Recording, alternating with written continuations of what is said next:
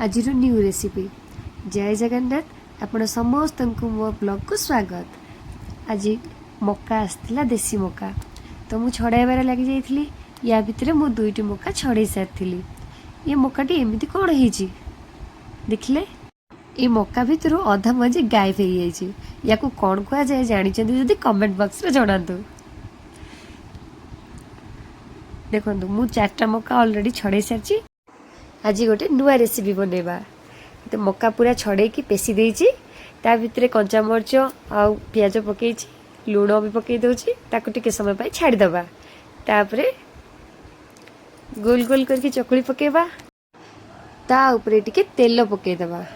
तापरे जाल स्लो करिकी ताको टिके घोड़े दबा।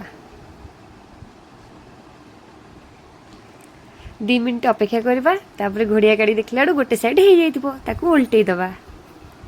पूरा अंडा आमलेट परिका देखा जाउछि ना।